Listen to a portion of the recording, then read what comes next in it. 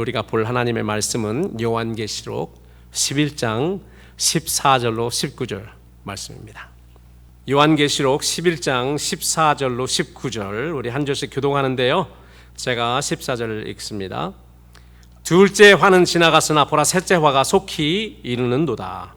일곱째 천사가 나팔을 불매 하늘에 큰 음성들이 나서 가로되 세상 나라가 우리 주와 그 그리스도의 나라가 되어 그가 세세토록 왕노릇 하시로다 하니 하나님 앞에 자기 보좌에 앉은 24장로들이 엎드려 얼굴을 대고 하나님께 경배하여 가로되 감사하옵나니 옛적에도 계셨고 시방도 계신 주 하나님 곧 전능하신 이여 친히 큰 권능을 잡으시고 왕노릇 하시도다. 이방들이 분노함에 주의 진노가 임하여 죽은 자를 심판하시며 종 선지자들과 성도들과 또 물온대소하고 주의 이름을 경외하는 자들에게 상 주시며 또 땅을 망하게 하는 자들을 멸망시킬 때로소이다 하더라. 이에 하늘에 있는 하나님의 성전이 열리니 성전 안에 하나님의 언약궤가 보이며 또 번개와 음성들과 뇌성과 지진과 큰 우박이 있더라. 아멘. 저는 이 성경을 읽을 때마다 성경에 충청도 사투리가 있네. 여기 보면 시방이라는 말이 나오는데 시방이라는 말 요새 잘 쓰지 않거든요. 그래서 시방도. 근데 제가 이렇게 보니까 한문이더라고요. 그래서 옛적에도 계셨고 지금도 계신 주. 지금도죠. 지금도 주 하나님 곧 전능하신 이여 친히 큰 권능을 잡으시고 왕노릇 하시도다. 이렇게 되어 있습니다. 제가 지난 2주 동안 계시록 공부하는 그 공간이 있었죠. 그래서 우리 차 목사님도 우리 김 목사님도 중간에 2주 동안 설교를 해주셨습니다. 그래서 8, 9장에 있는 7 나팔 재앙과 10장, 11장의 막간 설명을 간단히 복습을 하고 오늘 본문 말씀을 공부하면은 잘 이어질 것 같습니다. 7 나팔 재앙에 대해서 여러분들에게 몇 주간에 걸쳐서 말씀드렸는데요. 만약에 우리가 7 나팔 재앙 안에 들어왔다면요, 하나님의 백성들이 이미 큰 환난에 들어온 것입니다. 하나님의 백성이 큰 환난에 이미 들어왔다는 가장 크고 정확한 사건이 바로 7 나팔 재앙. 우리가 그것을 경험하는 때는 벌써 우리 믿는 사람들은 우리가 큰 환난에 들어왔구나라고 이렇게 생각을 해야 되는 것이죠. 이 7 나팔 재앙은 여러분 그 나팔이 구약 성경에 어떻게 구약 시대의 나팔이 어떻게 생각되었는지 우리가 잘 공부하면은 우리가 이해하면 이 나팔 재앙이 어떤 것인지 알 수 있습니다. 구약의 나팔은 하나님의 백성들을 경고하는 거죠. 적이 쳐들어올 때 대비하라 부는 것이 나팔이었습니다. 그리고 하나님의 군대를 하나님의 백성을 소집할 때도 부는 것이었습니다. 마찬가지예요. 계시록도요. 7 나팔의 의미, 재앙이 붙지만은 우리가 나팔 소리가 진짜 들릴지 안 들릴지는 모르겠습니다. 그러나 하늘에서 천사는 나팔을 불고 이 땅에서는 그 나팔 소리 대신 우리가 재앙을 볼 수 있는 거예요. 재앙을 우리가 볼 때 이게 7 나팔이구나라는 것을 깨달으라는 것이죠. 그래서 하나님의 백성을 향한 경고의 나팔이 될 것입니다. 회개하라는 경고의 나팔, 그리고 우리 주님이 임하시는 것, 그리고 큰 환난을 예비하고 대비하라는 경고의 나팔이 되는 것이죠. 그리고 하나님의 군대인 천군을 소집하는 나팔 소리가 될 것입니다. 우리가 이미 공부했지만 7 나팔 재앙 중 첫 나팔 재앙은 피 섞인 우박과 불과 불 붙는 큰 산 그리고 횃불같이 타는 큰 별이 하늘에서 떨어진다. 그래서 근원이 하늘이에요. 첫 번째 4개가 묶여 있죠. 우리가 그 7인을 공부할 때도 4개가 묶여 있었습니다.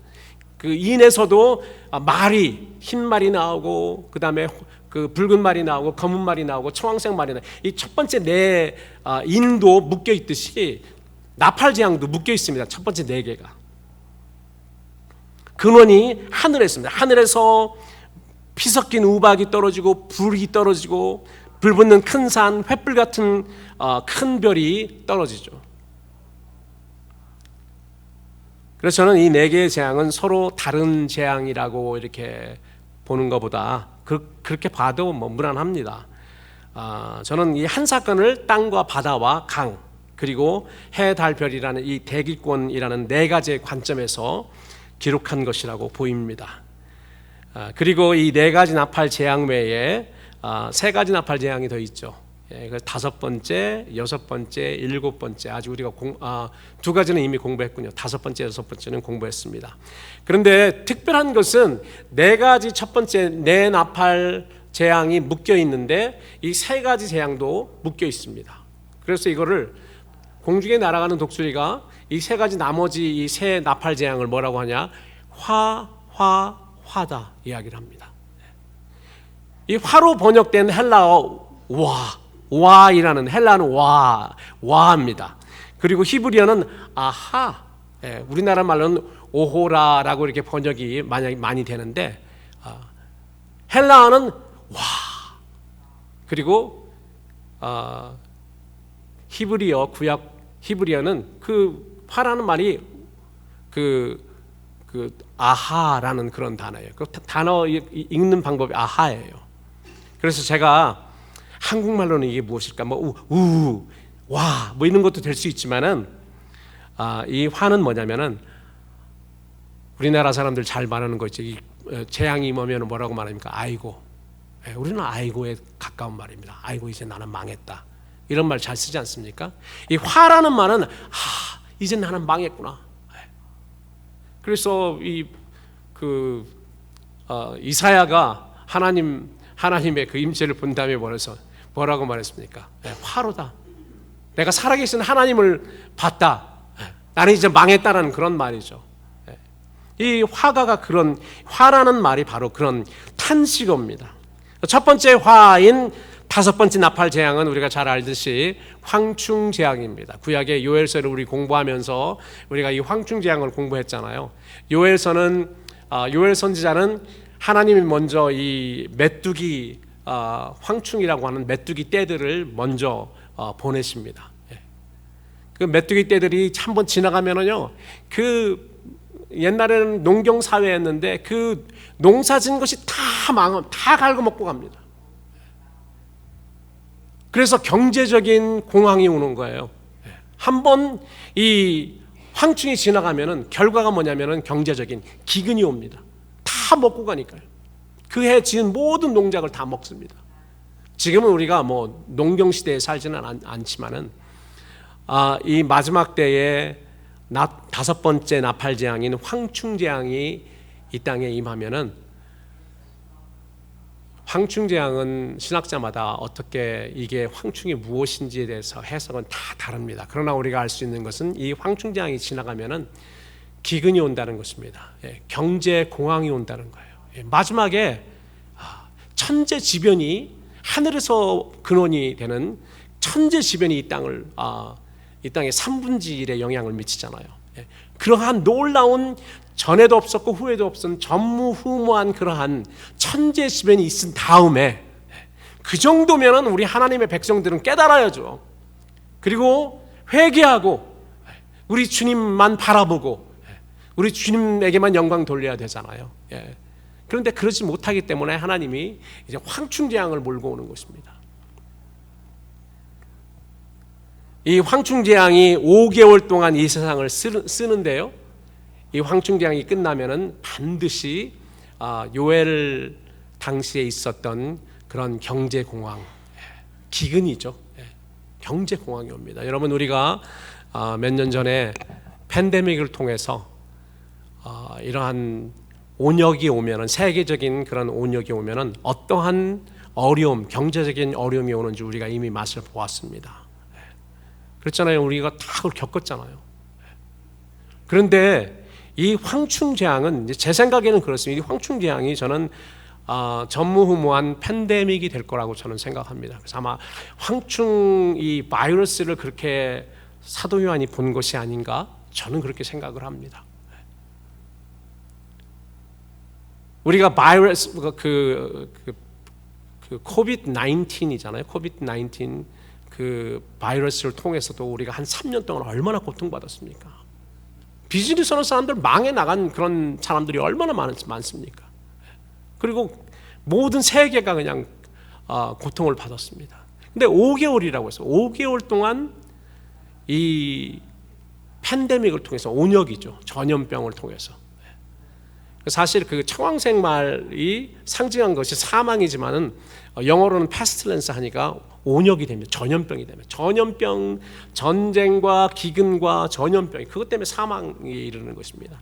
이런 일들이 이제까지 역사상 없었던 게 아니에요. 계속 구약시대나 신약시대에 있어 왔지만은요, 전쟁도 그랬고요, 기근도 그랬고, 그 온역도 마찬가지입니다. 그러나 제일 마지막에는요, 이게 완전히 극대화된 그런 상태로 올 거라는 것입니다.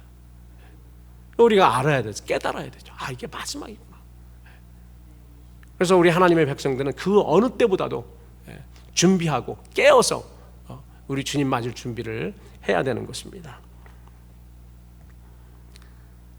둘째 화이자, 여섯 번째 나팔 재앙은 우리가 유브라데 전쟁으로 우리가 이렇게 알고 있는 세계 3분의 1 인구가 죽고, 지금 한 80억 인구가 사는데요, 그렇게 따지면 얼마가 죽습니까? 한 25억에서 30억 인구가 죽는 것입니다. 그러니까 지금 준비되어 있는 그런 전쟁 폭탄이나 뭐 원자폭탄 같은 거로, 뭐 옛날에 지금은 어떻게 되는지 모르겠어요. 옛날에는 세상을 30번 멸망시킬 수 있는 무기가 준비되어 있다, 이런 소리를 제가 어렸을 때 들었습니다. 핵무기를 말하는 거죠. 그게 뭐 다 터지지는 않겠죠? 다 터지는 않고도 세계의 3분의 1 인구가 25억, 30억, 전무후무하죠. 이제까지 우리가 이런 적이 없습니다. 2차 대전이 이제까지 우리가 겪었던 가장 큰 전쟁인데 1억 명 이상이 죽지가 않았어요. 몇 천만 명이 죽었다고 합니다. 그런데 세계 3분의 1 인구는 수십억 명이 죽는 그러한 일이 벌어집니다. 그리고 동원되는 군사가 2억 명이에요. 2억 명입니다. 뭐 2억 명 군사가 동원되면 내 생각에는 인도 군사, 중국 군사, 미국 군사 뭐 다 동원되겠죠. 세계 모든 군사들이. 이런 우리가 소위 말하는 3차 세계대전이 여섯 번째 나팔 재앙으로 시작이 되는 것이죠. 유브라데 전쟁입니다. 유브라데에서 이렇게 발발이 되기 때문에 지금 중동이죠. 유브라데 하면은 중동입니다. 이라크 그 근처니까 요즘 뭐 이란과 미국이 전쟁을 하는데 여러분 관심을 가지고 보셔야 됩니다. 성경에 이러한 기록된 그런 예언들이 어떻게 성취되는지, 뭐 어떤 모양으로 될지는 잘 모르지만은 우리가 깨어있는 사람이라면 세계 정세가 어떻게 돌아가는지 알아야 되는 것이죠. 근데 이 재앙의 근원은 땅 위의 왕들입니다. 첫 번째 재앙의 근원은 하늘이잖아요. 하늘에서 뭐 별이, 큰 불 붙는 그런 별이 떨어지고, 뭐 피 섞인 우박이 떨어지고, 뭐 이런데 두 번째 재앙의 근원은 땅 아래입니다. 무저갱에서 황충들이 올라오잖아요. 근데 여섯 번째 보니까 여섯 번째는 땅 위의 임금들입니다. 물론 그 땅 위의 임금들을 조종하는 것은 마귀죠. 이런 전무후무한 천재지변과 세계적인 감염병으로 인한 경제난, 그리고 인구의 3분의 1이 죽는 전쟁을 통해서 하나님은 경고하십니다. 하나님이 이렇게 경고하시는 이유는요, 나머지 너네들도 회개하라는 것입니다. 회개하고 빨리 하나님께 나아오라는 것인데, 성경은 뭐라고 하죠? 그 결과가, 이 재앙에 죽지 않고 남은 사람들은 그 손으로 행하는 일을 회개치 아니하고 오히려 여러 귀신과 또는 보거나 듣거나 다니거나 하지 못하는 금은 동과 목석의 우상에게 절하고 또 살인과 복술과 음행과 도적질을 회개치 아니하더라. 참 사람은 참 질긴 것 같아요. 사람은 참 하나님 거부하는 것을 너무나도 잘합니다. 그런데 만약에 이런 재앙으로 끝난다면 우리에게 희망이 없는데, 하나님이 거기에 하나님이 우리를 사랑하시기 때문에 하나님 종들을 보내세요. 하나님 종들을 보내셔서 계속해서 복음 사역을 감당하게 하십니다. 우리가 잘 알죠. 1260일간의 두 증인 사역이 시작되는 그런 일들을 우리가 지난 몇 주 동안 공부했습니다. 이 두 증인 사역이 시작되는 지점을 일곱 나팔 재앙과 동시라고 볼 수 있습니다. 그래서 저는 거의 동일하게 큰 환란에 들어가면서 하나님의 종들도 이 사역을 시작한다라고 저는 그렇게 봅니다. 그러나 사도 요한이 작은 두루마리 책을 가져다 먹는 환상, 계시록 10장이 나오죠. 그 다음에 성전 측량, 계시록 11장이 나옵니다. 이 막간 설명을 여섯 번째 나팔 재앙과 일곱째 나팔 그 사이에 삽입한 것을 고려한다면은 두 증인 사역이 본격적으로 시작되는 시기가 여섯 번째 나팔 재앙인 3차 대전, 유브라 전쟁 그 바로 직후라고 볼 수 있습니다. 그렇기 때문에 사실 여섯 번째 나팔과 일곱 번째 나팔 사이에는요 많은 일들이 일어납니다. 그 하나님의 종들인 두 증인이 그 마지막 천국 복음, 영원한 복음을 전파하고 거기에 많은 사람들이 회개하고 이게 이제 그 소위 말해서 이삭 줍기로 구원되는 그런 사람들입니다. 요한계시록 7장 후반부에 나와 있는 그런 사람들이에요. 종려나무로 가지를 흔들고 구원하심이 하나님과 어린 양에 있도다라고 외치던 그런 사람들입니다.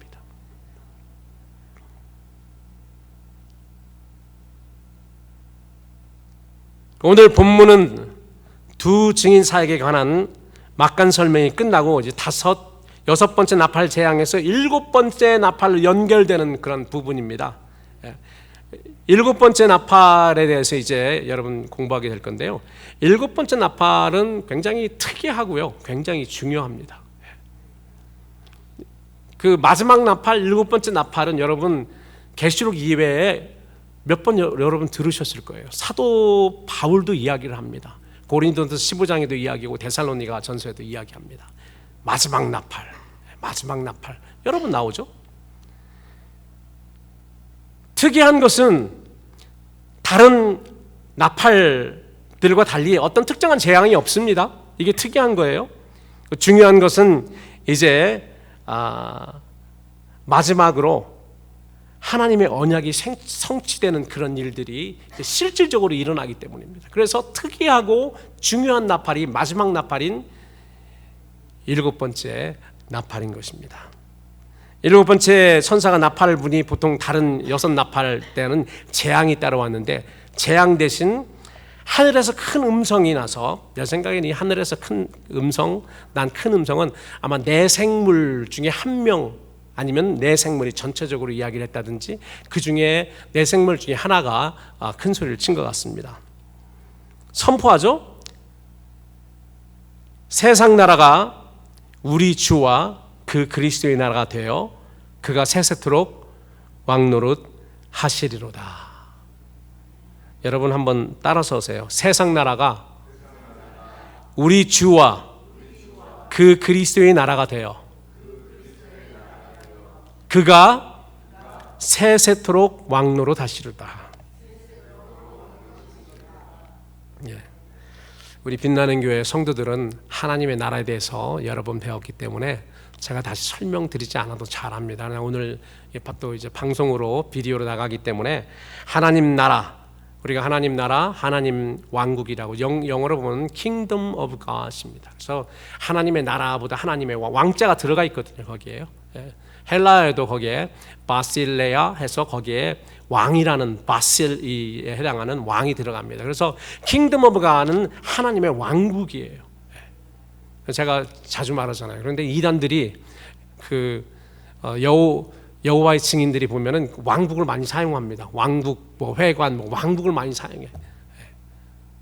그 나라라는 말은 좀 약간 그 왕의 개념이 없기 때문에 특별히 요즘 태어난 사람들 왕의 다스림을 경험하지 못한 우리들은 왕국에 대해서 잘 알지 못합니다. 이게 피부에 닿지 않습니다. 그렇기 때문에 하나님의 통치하심, 왕으로 통치하심도 우리는 잘 알지 못해요. 우리는 민주주의이기 때문에 뭐 우리 백성들이 왕이잖아요. 사실 민주주의는요. 그렇기 때문에 우리 피부에 닿지가 않습니다. 통치, 왕의 통치가 잘 왕의 그 피부에 닿지 않아요. 그래서 하나님의 나라, 킹덤 오브 갓, 그리고 하늘 나라라고도 하죠. 그거는 이제 천국이라고 이렇게 되어 있는데 하늘 왕국이라는 말이 그것도 맞습니다. 천국은 좀 우리가 너무 어떤 우리가 죽고 난 다음에 들어가는 장소 정도로 우리가 알고 있잖아요. 그런데 하나님의 나라는 하나님이 다스리시는 영역, 땅도 되지만은 하나님의 통치하심, 하나님의 다스림 그 자체입니다. 그러니까 하나님의 나라가 임했다는 것은 하나님의 다스림이 내 삶에, 내 가정에, 내 교회에, 이 사회에, 이 땅에 임하는 거죠. 그래서 하나님이 다스리는 거예요. 실질적으로 다스리는 그것이 하나님의 나라인 것입니다. 그러니까 하늘에서 큰 음성이 세상 나라가, 세상 왕국이, 여러분 생각해 보세요. 이 세상 왕국이 이제까지 수천 년 동안 마귀가 세상 임금들을 조정하면서 다스렸습니다. 이게 제국주의죠, 제국주의.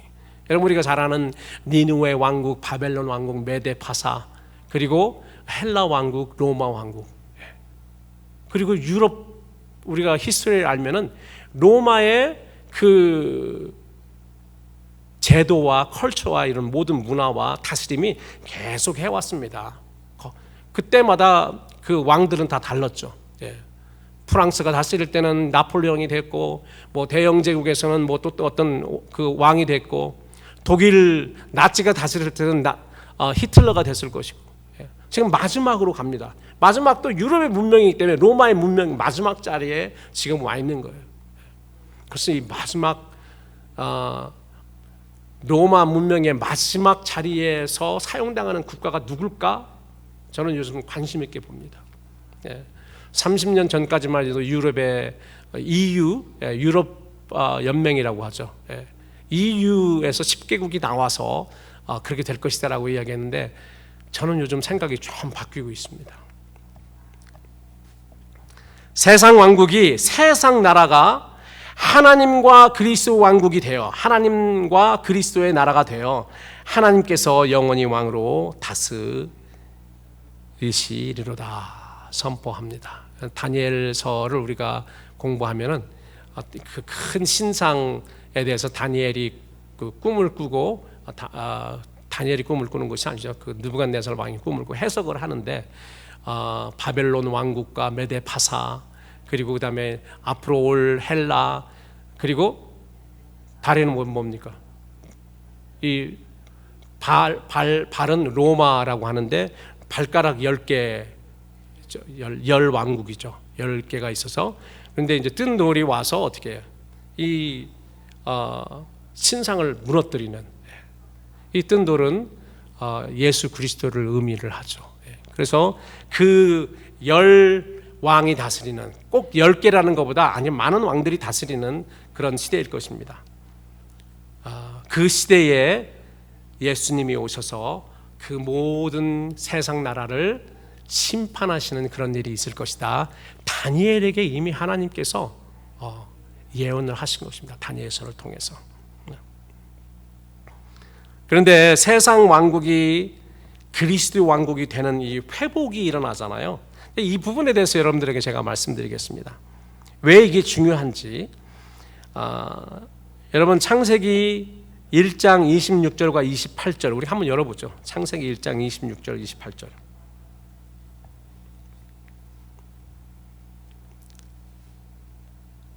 창세기 1장 26절 28절도 괜찮은데 2장 15절을 보세요. 2장 15절. 창세기 2장 15절 다 찾으셨으면 우리 한 목소리로 읽도록 하겠습니다. 창세기 2장 15절 다 같이 시작.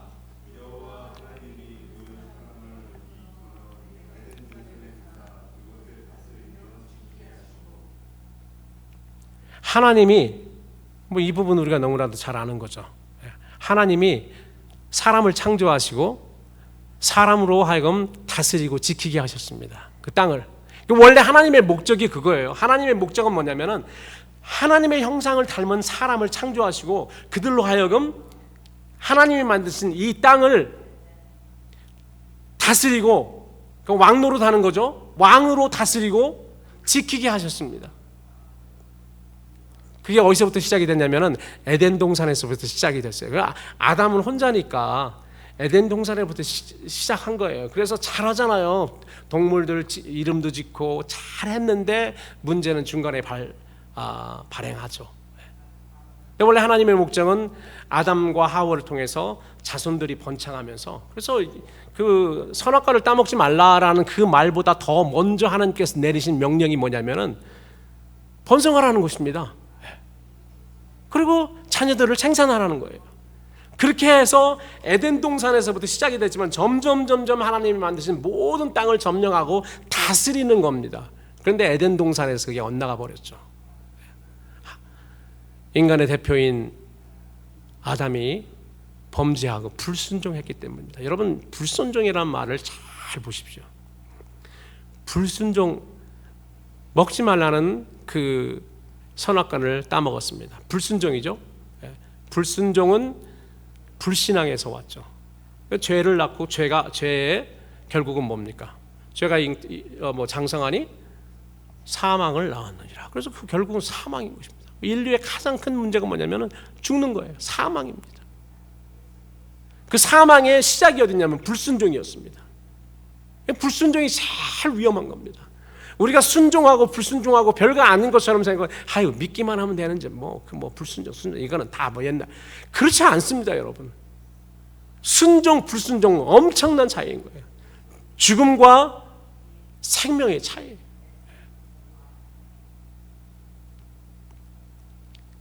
우리 조상 인류를 대표하는 아담이 불순종해서 거기서 끝난 게 아닙니다. 불순종해서요, 어떻게 하냐면은 하나님이 우리에게 맡기신 이 땅을 다스리고 지키는 그런 권세를 하나님의 명령에 불순종하고 이 권세를 누구에게 주냐면은 마귀에게 넘겨준 것입니다. 이게 대단히 중요한 거예요. 누가복음 4장 6절에 보니까 마귀가 예수님이랑 예수님이 시험할 때 그 이야기를 하잖아요. 야, 이 모든 거는 나에게 넘겨줬다. 누가 넘겨줬습니까? 아담이 넘겨준 겁니다. 물론 이제 하나님이 허락을 했기 때문에 넘겨준 거지만은 넘겨줘. 그러니까 내가 원하는 누구에게도 줄 수 있다. 내게 절하면은 내가 이거 줄게. 예수님 쉬운 방법이잖아요. 네. 쉬운 방법인데 예수님께서 거부하셨습니다. 하나님께만 영광 돌려라.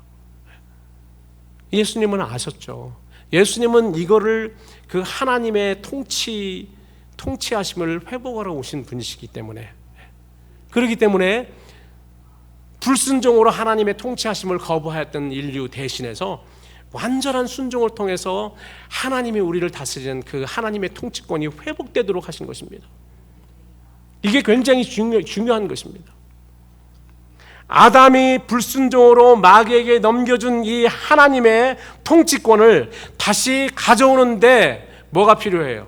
불순종으로 넘겨줬으니까 뭐가 필요합니까?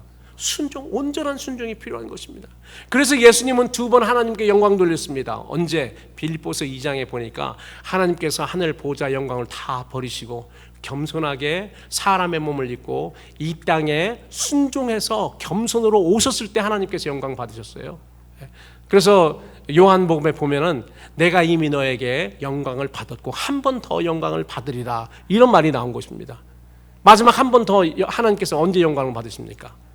십자가에서 예수님께서 온전하게 자기 죽기까지 순종했을 때 하나님께서 또 영광을 받으십니다. 물론 예수님의 삶 자체가 하나님께 돌리는 그 영광이지만 크게 2번 성탄절에 이 땅에 겸손하게 오셨을 때, 겸손한 모습으로 오신 그때 한번 영광을 받으시고, 십자가에서 하나님께 죽기까지 순종할 때 하나님께 영광 받으신 것입니다. 예수님이 이렇게 하셨으니까 우리는 그냥 그 혜택만 누리면 돼, 이건 너무나도 온전치 못하는 신앙입니다. 여러분, 많은 사람들이 그렇게 생각하거든요. 예수님께서 십자가에서 다 이루셨으니까 우리는 그 혜택만, 은혜만 받으면 돼. 옳은 것 같은데 옳지 않습니다. 이건 성숙치 못한 신앙입니다. 성숙치 못한 신앙. 성숙한 신앙은요, 어떤 신앙이냐면 예수님께서 우리에게 이런 모범을 보여주셨기 때문에 우리도 그렇게 따라서 우리의 십자가 지고 예수님 따라가는 신앙이 성숙한 신앙이고, 이것이 그리스도인의 신앙입니다. 그리스도에게 붙은 신앙이고, 이것이 첫째 부활에 참여하는 자의 그리스도에게 붙은 자 하나님의 종들의 신앙입니다. 요한계시록은 이들을 위해서 기록되어 있다는 걸 여러분 잊으시면 안 됩니다. 이들이 바로 이기는 자들이잖아요.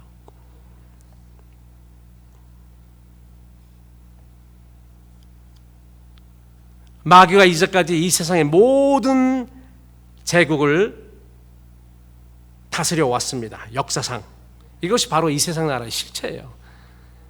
그런데 이제 그 후부터 이 땅의 역사는 사람으로부터 거부된 하나님의 다스리심, 하나님의 통치권, 하나님의 왕권을 이 땅에서 회복시키는 역사입니다. 여러분, 인류의 대표자가 대표자인 이 세상 모든 만물의 대표자인 사람이 언약 가운데서 하나님의 뜻을 철저하고 완전하게 순종할 때 하나님의 나라, 하나님의 다스리심이 이 땅에 임하게 되는 것입니다. 그런데 여러분, 감사한 것은 그 회복 역사의 중심에 사람으로, 인자로, 사람의 아들로, 사람으로 오신 예수 그리스도가 계시다는 것입니다. 여러분, 인간은 회복할 수 없어요. 인간 스스로는 회복이 되지 않습니다.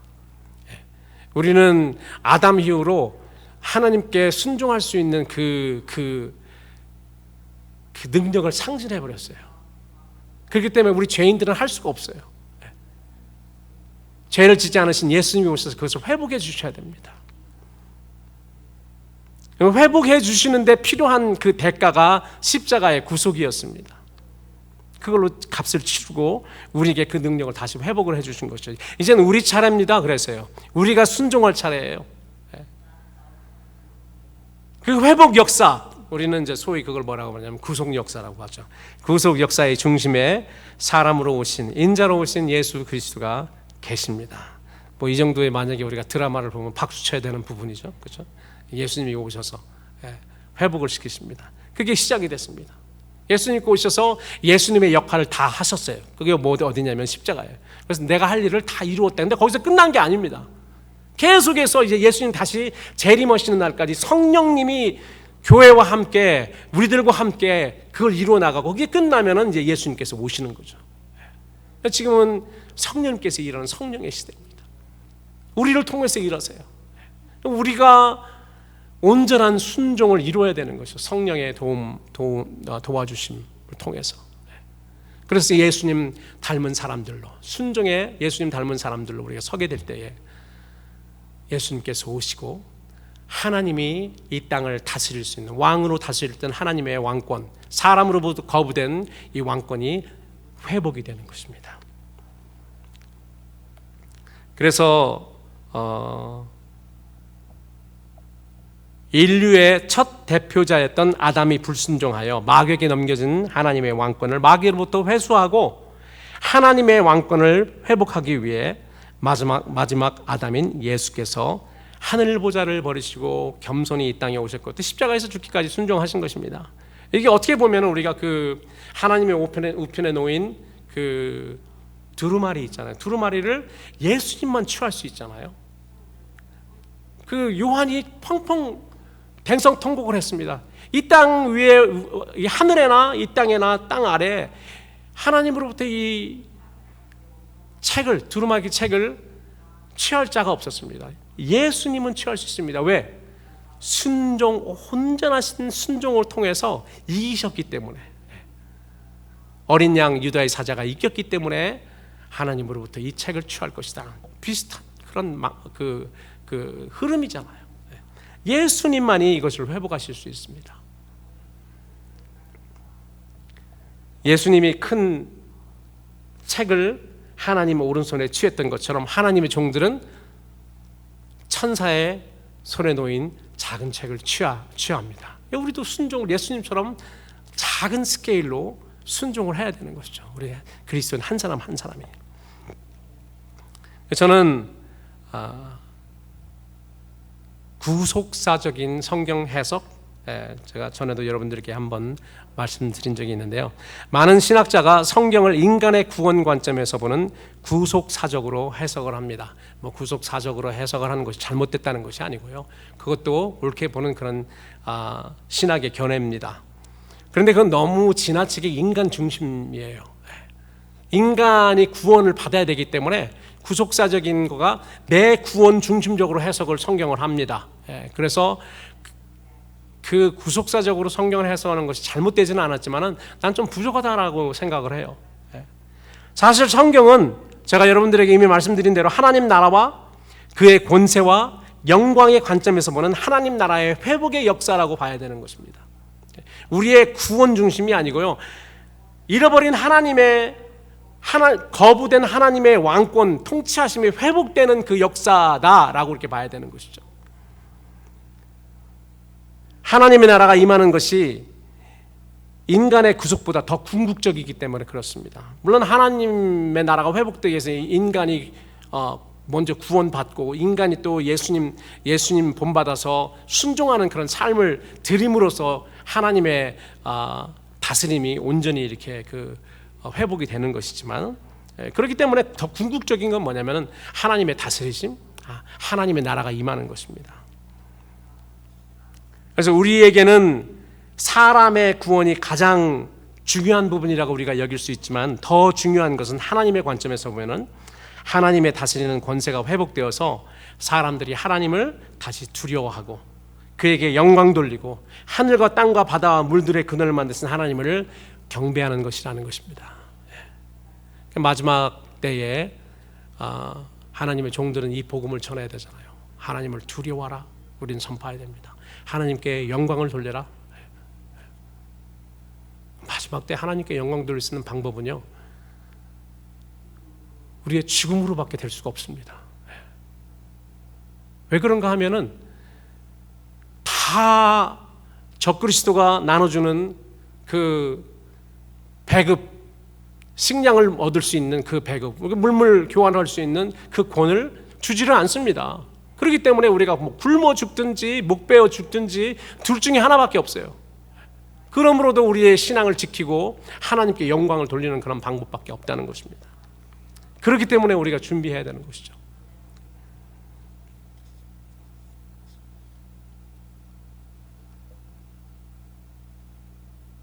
(14절과 16절을) 보면은 오늘 우리가 읽은 본문에 하늘의 큰 음성과 또 24장로들의 경배에 이런 말이 나와 있습니다. 하나님께서 왕노릇 하시리로. 다시 한번 여러분 저를 따라서 이렇게 말. 하나님께서 왕노릇 하시리로다.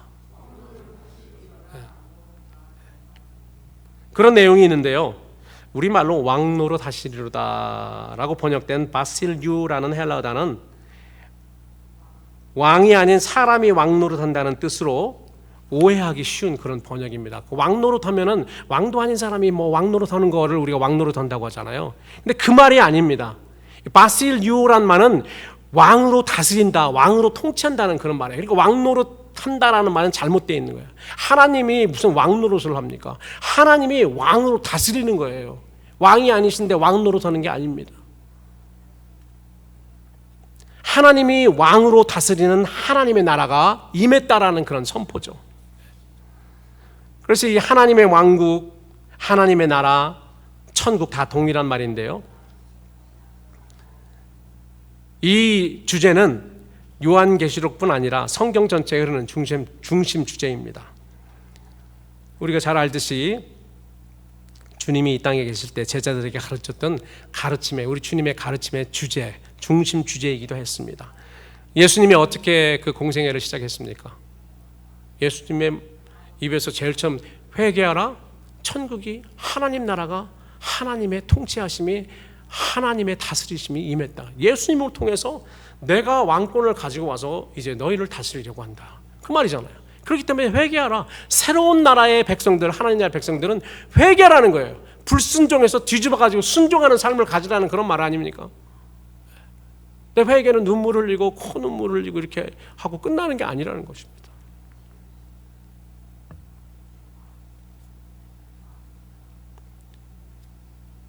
뿐만 아니죠, 예수님의 첫 설교가 하나님 나라에 관한 거였는데, 여러분 우리가 주님 가르치신 기도 우리가 자주 하잖아요. 우리 새벽 기도 때마다 하는, 거기도 보면은 하나님 나라가 납니다. 나라가 임하옵시고, Let thy kingdom come. 나라에 임하옵시고. 좀 이상하죠?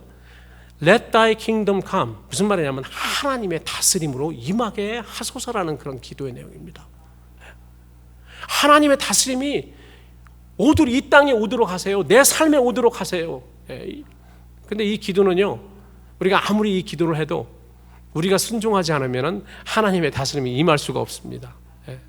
그러니까 이 말은 어떻게 보면은 하나님 나로 하나님께 하나님의 말씀과 명령에 복종하게 해주세요라는 그러한 기도인 것입니다. 그래야지 하나님의 이름이 거룩히 여김을 받고 하나님의 뜻이 이루어지는 것입니다. 하나님의 뜻은요, 그때부터 아담의 범죄 이후부터요, 하나님은 왕으로 자기의 모든 피조물을 다스리는 것입니다. 그리고 영원히 하나님의 뜻은 마찬가지예요. 다스리는 거예요. 하나님. 그게 하나님이세요. 그렇기 때문에 이 일곱 나팔이 이뤄서 모든 것이 성취되니까 세세무궁토록 왕노로 다스리라. 왕노로 하는 게 아니고 왕으로 다스리시로다. 이게 계속이 되는 것입니다. 우리 주님은 이렇게 사역의 첫 번째부터 이 하나님의 다스림, 왕으로 다스림에 대해서 시작하신 것뿐만이 아니고 그 기도에서도 이렇게 가르치셨고, 부활하시고 승천하시기 직전까지 40일 동안 제자들에게 하나님 나라에 관해서 가르치셨다고 사도행전 1장 3절에 기록하고 있는 것입니다. 영원하신 하나님, 전능하신 하나님께서 친히 그 권능을 잡으시고 왕으로 다스리는 회복의 역사가 완성되는 것이죠. 완성되는 것. 그럼 여러분 이제 이렇게 질문할 수 있습니다. 예수님께서 온전히 순종해서 2000년 전에 십자가에서 달려 돌아가셨는데 그때 완성된 거 아닙니까? 여러분 이렇게 물어볼 수 있잖아요. 그럼 거기서 끝나야 되는데 왜 지난 2000년 동안 성령이 역사하시는 교회 시대가 있었는가? 여러분 그 근거, 예수님께서 그 첫 번째 근거를 마련하셨는데 또 한 번의 근거가 필요한 거예요. 하나님 나라의 회복의 근거가 또 한 번 필요한 거예요. 예수님은 예수님이 하실 그 포션을 하시고 다 이루었다 하시고 지금 하나님 우편에 앉아 계십니다. 앉아 계신다는 건 자기를 마치고 쉬신다는 그런 말이죠. 지금은 누가 이러신다? 성령님이 이러시는 거예요. 물론 이제 하나님이 하나님도 쉬지 않고 이러십니다. 계속해서요. 언제까지 이러십니까? 보니까 착한 일을 시작하신 이 선한 일을 시작하신 이가 예수님 그가 오는 재림 때까지 이 일을 이루시리라, 성취하는 거죠. 그래야지 일곱 번째 나팔이 불면서 이제 하나님의 왕국이 이제 임하면 심판과 이런 모든 것을 통해서 임하는 것이죠. 그래서 첫 번째 단계가 십자가에서 죽기까지 순종하신 예수님, 그리고 그 결과로 예수님께서 어떻게 되십니까? 십자가 죽음에서 머문 게 아니고요, 사흘 만에 부활하시고 승천하셔서 하나님 우편에서 이제 앉아 계십니다. 여러분 히브리서 12장 첫 번째 절에 보면은 우리 믿음의 선배들이 자기의 경기를 다 마치고 그 경기장에서 앉아서 허다한 그런 무리가 우리 지금 신앙의 경주를 하고 있는 우리를 위해서 응원을 보내는 그런 모습이 기록되어 있지 않습니까? 히브리서 12장 1절에. 그와 마찬가지로 예수님도요, 그 자리에서 지금 앉아 계시지만은 우리를 응원하고 계시고 기도하고 계시는 것입니다. 우리로 하여금 순종의 그 경기에서 승리하도록, 이기도록요. 그래서 우리의 이기는 거는요, 불순종과 순종 그 사이에서 이기는 것입니다. 그래서 그 둘째 단계가 계시록에 남아 있는 거예요. 둘째 단계, 첫 번째 그 근거는 복음서에 다 이미 기록되어 있었고 이미 예수님께서 다 마치셨습니다. 두 번째 단계는 하나님의 사도 요한을 통해서 요한계시록에 계시되어 있는 것입니다. 그걸 한마디로 여러분들에게 말씀. 둘째 단계는 어린 양의 피와 자기의 증거하는 말로 마귀를 이기되 죽기까지 자기 생명을 아끼지 않은 하나님의 종들과 성도들의 순종이다. 똑같죠? 이들도, 하나님의 종들도, 성도들도 죽기까지 어린 양의 피와 자기의 증거로 하는 말로 이기되 자기 생명을 아끼지 아니하였다. 계시록은 이야기를 하고 있습니다. 여러분, 우리의 훈련은 이것을 준비하는 훈련입니다.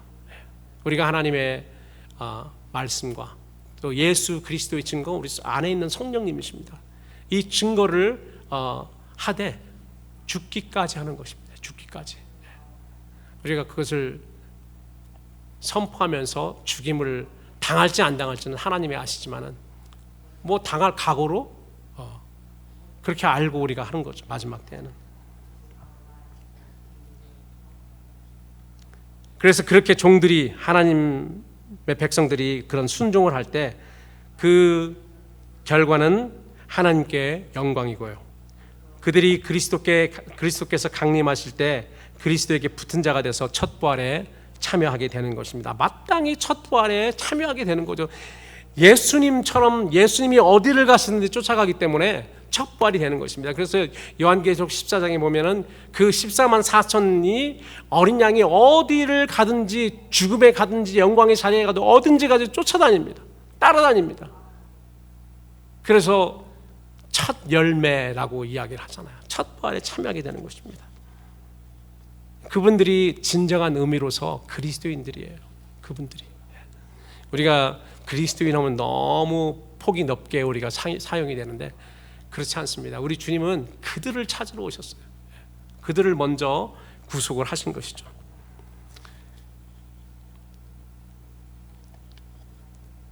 자, 그런데 오늘 이제 몇 가지만, 한 두 가지만 더 보겠습니다. 일곱 번째, 이 근거가 예수 그리스도를 통해서 하나님 왕국, 하나님의 다스림의 근거가 예수 그리스도의 온전한 순종을 통해서 근거가 마련됐습니다. 2000년 전에 이미 그건 마련돼서 됐고, 그 다음에 하나님의 종들이 2000년 교회 시대에 제일 마지막 환란 시대까지 포함해서, 그래서 이 사람들이 그 숫자를 채우는 거죠. 그 뭐 하나님이 정하신 숫자가 있는데 그 숫자를 채우는 것입니다. 그래서 그 일이 완성이 되면은 일곱 번째 천사의 나팔이, 마지막 나팔이 울리는 것입니다. 그럼 이제 끝이 나는 거죠. 자, 거기서 끝나는 것이 아니고요. 사실 이제 하나님의 종들과 하나님이 그 이 땅의 교회나 하나님의 종들이 할 거는 이제 거기에 끝나는 거죠. 그런데 이제 하나님이 하실 일만 남았습니다. 하나님이 하실 일만 나왔어요. 그래서 오늘 본문에 보니까 몇 절이죠? 18절에 보니까 이렇게 나와 있습니다. 24장로들이 하나님 앞에 경배하면서 하나님이 친히 권능을 잡으시고 왕으로 다스리시도다 그랬더니 어떤 현상이 벌어지냐면 이방들이 분노하고 하나님의 진노가 임하고 죽은 자를 하나님이 심판하시는 일, 그리고 하나님의 종 선지자들과 성도들과 물온대소하고 주의 이름을 경외하는 자들이 상을 받습니다. 이런 일들이 이제는 하나님이 직접 오셔서 이런 일들이 벌어져요. 여러분 한번 생각해 보세요. 왜 이방들이 분노합니까? 하나님이 친히 권능을 잡으시고 왕으로 다스리는데 모든 사람이 찬성해야 되는데 그렇지 않습니다. 마지막으로 마귀가 그의 종들을 사용해서 발악을 해요. 마지막으로. 그래서 마지막에 보면은 이제 우리가 잘 아는 아마게돈 전쟁이라고 나오는데, 아마게돈 전쟁은 3차 대전이 아닙니다. 사람들끼리 싸우는 게 아니고요. 이 세상 연합군들이 하늘에서부터 오는 천군을 향해서 싸우는 것입니다. 하나님의 군대와 이 땅의 연합군이 싸움하는 그러한 일들이 바로 아마게돈이에요. 상대가 되지 않죠. 그냥 하나님의 군대 천군이 일방적으로 그 박살을 내죠. 이 내용이 일곱 나팔 재앙이 아니고 일곱 대접 재앙인 것입니다. 그래서 일곱 대접 재앙은 재림하시는 예수님이 천군들과 함께 와서 부으시는 거예요. 이거는 회개하라고 부는 것이 아니고 그냥 하나님의 진노를 붓는 것입니다. 이방들이 분노하니 첫 번째로 주의 진노가 임하여 죽은 자를 심판하고 선지자들과 성도들에게 상 주시는 일이 일어납니다.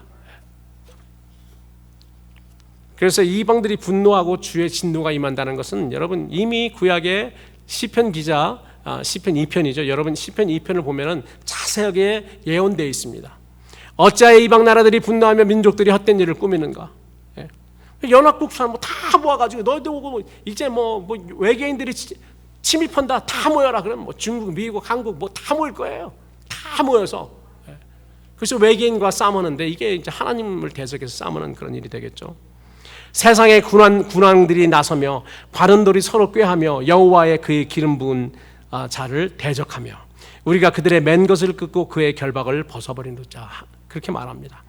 그때 어떻게 했습니까? 하늘에 계신 하나님이 웃으시며 그들을 비웃는다라고 이렇게 기록되어 있습니다. 이방 나라란 마귀가 왕으로 다스리는 이 세상 나라, 특별히 모든 제국들입니다. 제국은 뭐냐면은 마귀가 그 왕을 사용해서요 다스리는 나라들이었어요. 모든 이 세상에 이제까지 역사상에 있었던 모든 제국들이 다 그렇습니다. 그리고 의로운 제국은 없습니다. 온전히 예수님이 이 땅에 오셔서 친히 권능을 잡으시고 왕으로 다스려야지 그게 의로운 왕국이 되고 의로운 국가가 되는 것입니다. 그 외에는 다른 방법이 없어요. 뭐 유다 왕국이 좀 하나님의 마음에 드는 그런 흉내를 좀 내긴 냈어요. 그러나 끝끝내 그들도 불순종해서 다 망해버렸습니다. 다 마찬가지예요. 이 세상의 제국은 다 자기 중심대로, 자기 욕심대로 하나님도 찾고 하나님 사랑하는 척도 하고 하나님 말씀도 팔고 하지만은 다 자기의 속내, 그 뒤에는, 그 욕심 뒤에는 누가 있습니까? 마귀가 있는 겁니다. 우리가 속으면 안 되죠. 절대 속으면 안 됩니다. 그리고 유일하게 우리에게 의를 가져다 주는 그 나라는 이 세상의 나라가 아니고요, 하나님의 나라, 하나님이 오셔서 통치할 때 이루어지는 것입니다. 예수님 당시에 로마 제국의 총독 빌라도는 세상 나라를 대표하는 적그리스도의 예표였습니다. 그리고 대제사장과 종교 지도자들은 거짓 선지자의 예표였습니다. 그들이 하나님을 몰랐습니까? 하나님에 대해서 이야기를 안 했습니까? 누구보다도 하나님을 더 잘 알았어요. 빌라도도 봐요. 빌라도도 보면 하나님의 백성들이 들고 일어날까봐 하나님 이름 팔고 그렇습니다. 제사장들도 이게 하나님 일을 하는 거 아니냐 하면서 예수님을 십자가에 달려 죽게 했습니다. 마지막도 마찬가지예요. 거짓 선지자들 하나님의 이름을 팔면서 우리들로 혼돈케 할 것입니다.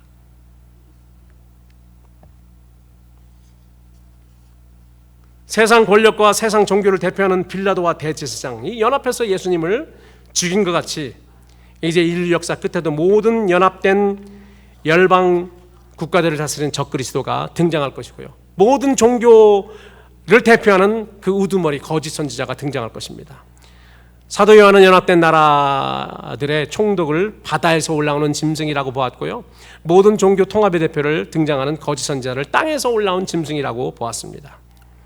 그리고 예수님께서 십자가 달리실 때 처음으로 빌라도와 대제사장이 연합을 하고 서로 도왔던 것처럼 마지막도 하나님의 종들과 하나님의 백성 교회를 이 땅에서 완전하게 멸절시키기 위해서 이 땅의 정치 세력과 종교 세력이 연합을 하게 될 것입니다. 그런데 여러분들 어디에 쓰시겠어요? 누구를 죽이는 데 쓰면 안 됩니다. 누구를 죽이는 데 쓰면 안 돼요. 우리가 우리 신앙 때문에, 하나님을 바라보는 우리의 신앙 때문에, 우리 신앙을 지키고자 하는 것 때문에 우리가 죽임을 당하더라도 거기에서 그 배열에서, 그 줄에 서야 되는 것입니다.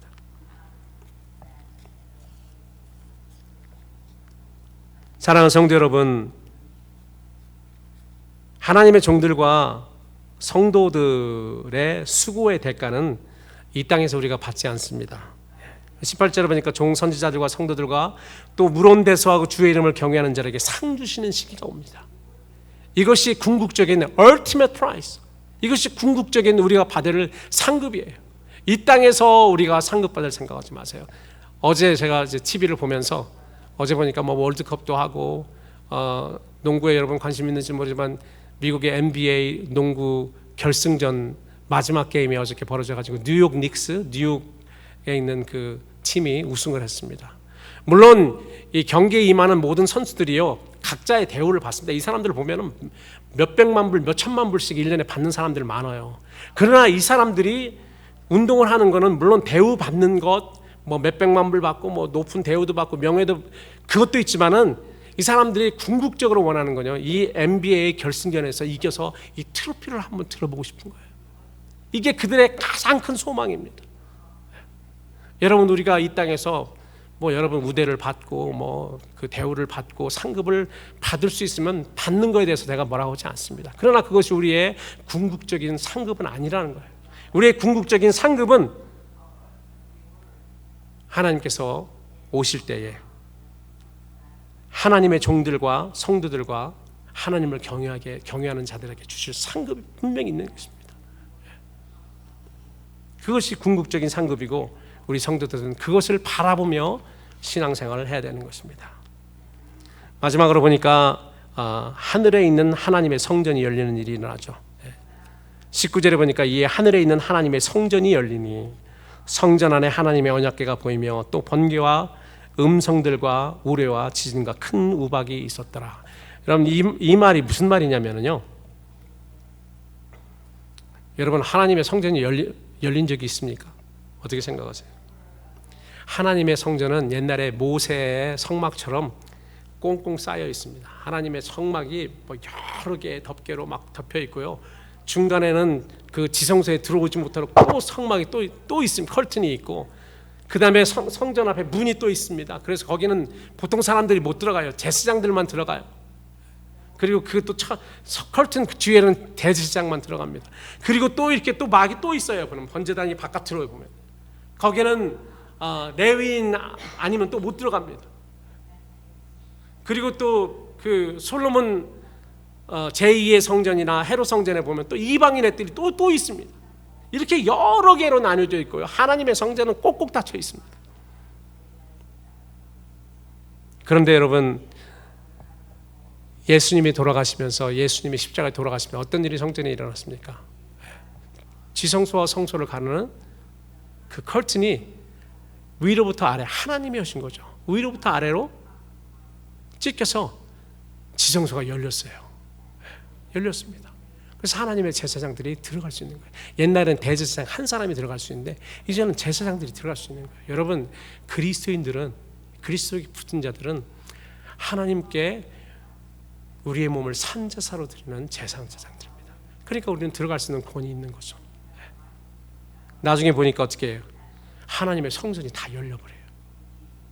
이렇게 해주지 모든 하나님의 백성들이 다 들어가는 그런 시대가 열린다는 것을 예고하고 있는 것입니다.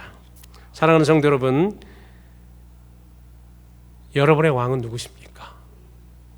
여러분은 누구의 다스림을 받고 계십니까? 여러분이 가장 사랑하는 것, 그리고 여러분이 경외하는 것, 두려워하는 것이 무엇입니까? 여러분, 그것이 물질입니까? 명예입니까? 어떤 사람입니까? 여러분, 그 뒤에 누가 있는지 곰곰이 우리는 생각해야 됩니다. 이게 욕심으로 우리의 눈을 가리고 있는 것이 아닌가 생각해 봐야 합니다. 물질욕, 명예욕, 뭐 여러 가지 욕심들이죠. 욕심은 장성하면은 죄를 낳고 죄는 결국은 사망입니다.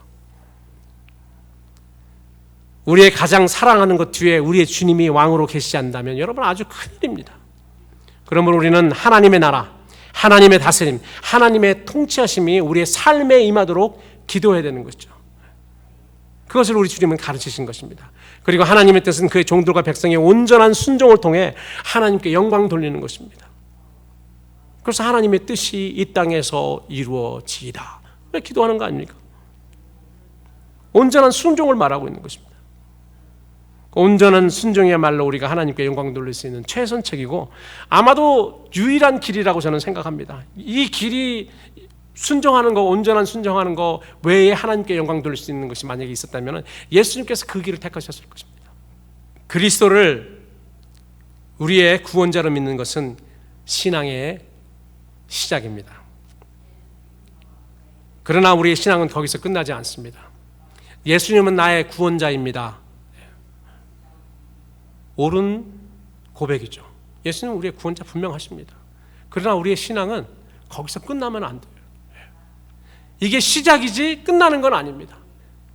그럼 무엇입니까? 예수님은 우리를 구원하시는 구원자이시다. 예수님은 나의 왕이십니다. 나의 주인이십니다. 이거는요, 완전히 구원자는 나에게 뭐를 해주는 사람이, 나를 구원해주는 사람이지만 예수님은 나의 주인이시고 나의 왕이다 하면 어떻게 해요? 우리는 종들은 주인에게 순종해야 되는 거고, 백성들은 왕을 경외하고 두려워하고 영광 돌려야 되는 것입니다.